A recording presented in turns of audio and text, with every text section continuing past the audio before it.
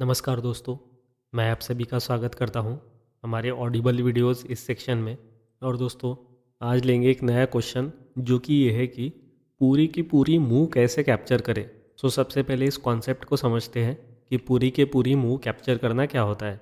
जैसे कि देखिए, कोई भी प्राइस अगर स्टार्ट हुई 10 रुपये से और वो गई है 200 रुपये तक के, आपकी एक्सपेक्टेशन ये है कि आप 10 रुपीज़ से एंटर करो और 200 रुपये पे एग्ज़िट करो। सबसे पहले तो ये एक्सपेक्टेशन जो है वही गलत है अपने आप में, क्योंकि कोई भी व्यक्ति 10 रुपये से स्टार्ट करके पूरी 200 रुपये तक के मुंह नहीं चला सकता है।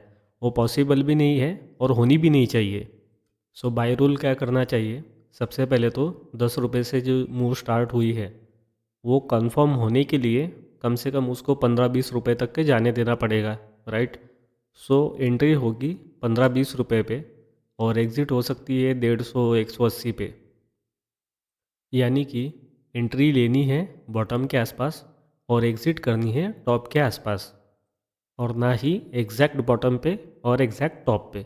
अब इसका मतलब ये नहीं है कि अगर मूव स्टार्ट हुई है 10 रुपये से तो एकदम 100 रुपये पे एंट्री हो जाए और 120 पे एग्ज़िट हो जाए। हमें ये चाहिए कि हम मैक्सिमम मूव कैप्चर करें, okay, which is equal to और लेस देन 100%। इक्वल टू 100% हो गया तो उसको हम कोइंसिडेंस मान के छोड़ देंगे, ओके, और नेक्स्ट टाइम वो एक्सपेक्टेशन नहीं रखेंगे। लेकिन हमें चाहिए कि हम मैक्सिमम मूव कैप्चर करें। तो ऐसा करने से पहले आपको सबसे पहली चीज़ जो है इम्पॉर्टेंट, वो है मेंटालिटी, साइकोलॉजी। ओके, साइकोलॉजी के कुछ पॉइंट यहाँ पे डिस्कस करेंगे इस चीज़ के लिए।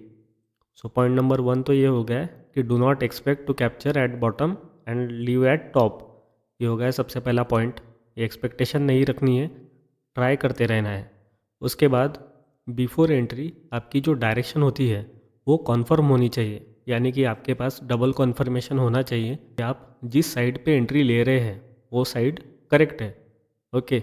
उसके बाद देखिए, आपने एंट्री ली बहुत ही छोटे से रिस्क के साथ, ओके। उसके बाद आपको क्या करना है, उसको चलने देना है और देखना है कि आप सही थे या फिर गलत थे। अगर आप गलत हैं तो आपकी एग्ज़िट हो जाएगी, लेकिन दोस्तों अगर आप सही है तो आपको क्या करना है, उसको चलने देना है, ओके। ऐसा हो सकता है थोड़े समय के लिए वो आपका टाइम वेस्ट करे, आपकी पेशेंस की टेस्ट ले और उसके बाद आपकी डायरेक्शन में भागने लगे। तो अब ऐसे केस में क्या होता है, जब बहुत ज़्यादा टाइम वेस्ट होता है और मार्केट आपके डायरेक्शन में जाने लगता है, यानी कि थोड़ा बहुत प्रॉफिट बनने लगता है, उस केस में हम ये चीज़ करते हैं कि हम थोड़े से प्रॉफिट में एग्ज़िट ले लेते हैं। वैसा कभी भी नहीं करना है। आपको बहुत ही धीरे धीरे से स्टॉप लॉस को ट्रेल करना है, और बहुत बड़ी मूव मिल भी गई तो भी दोस्तों आपको क्या करना है कि स्टॉप लॉस को कॉस्ट टू कॉस्ट रखना है। बहुत से केसेस में ऐसा होता है कि आपको एक बहुत बड़ा प्रॉफिट मिल जाता है, उसके बाद आप एग्ज़िट ले लेते हो, लेकिन मूव जो होती है नेक्स्ट मूव वो उससे भी बड़ी होती है।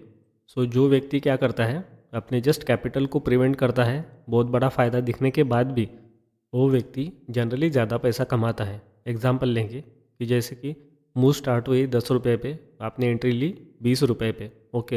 अब 20 का 100 हो गया, फिर भी आपने क्या किया, स्टॉप लॉस को कहाँ पे रखा, 20 के थोड़ा ऊपर, या फिर मान लीजिए 30 रुपये पे।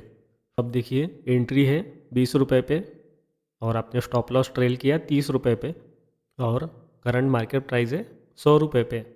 यानी कि क्विकली 100 रुपये का प्रॉफिट भी बुक कर सकते थे, लेकिन आपने वैसे नहीं किया, आपने बहुत ही स्लोली स्लोली ट्रेल किया।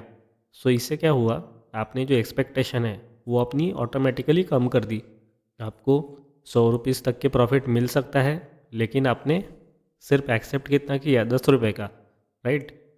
ऐसे केसेस में चांसेस ज़्यादा बढ़ जाते हैं कि आपको उससे भी बड़ी मूव मिले, क्योंकि आपने क्या किया है, एक चांस दिया है अपने ट्रेड को सामने बढ़ने का। मान लीजिए ट्रेड आपके डायरेक्शन में नहीं चला, वो उल्टा आ गया, तो भी आपको 10 रुपये का प्रॉफिट तो मिल ही रहा है, राइट। 100 का आपने नहीं लिया, 10 का ही लिया, ओके, 10 रुपीज़ का प्रॉफिट मिला। लेकिन दोस्तों सपोज़ कीजिए ये मूव ऐसे ही चलती रही और 100 का 150 हो गया, 150 का 200 हो गया। इन दैट केस आपको बहुत बड़ा प्रॉफिट मिलेगा। इन दैट केस आप ऐसा भी कर सकते हैं कि अब प्रॉफिट ह्यूज अमाउंट पे है, आप टाइट ट्रेलिंग कर सकते हो। यानी कि करंट मार्केट प्राइस है 200, आपने बाय किया था 10 या 20 पे, तो स्टॉप लॉस को क्या कर दीजिए, डायरेक्टली 150 पे कर दीजिए।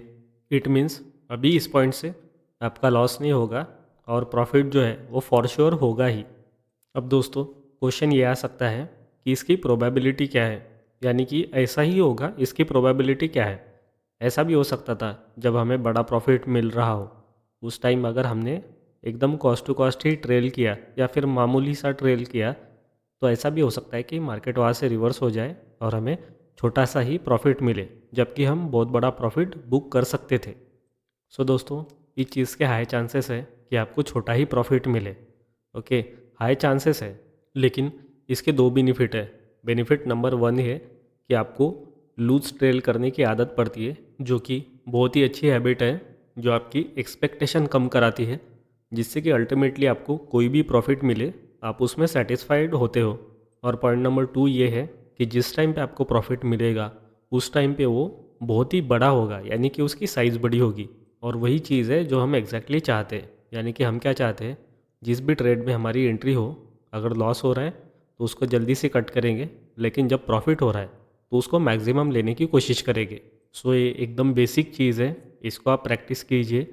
और जैसे ही आपकी इसमें प्रैक्टिस हो जाएगी, अच्छा खासा एक्सपीरियंस हो जाएगा, तब आप देखेंगे कि आप हमेशा एक बहुत बड़ी मूव कैप्चर कर पाओगे।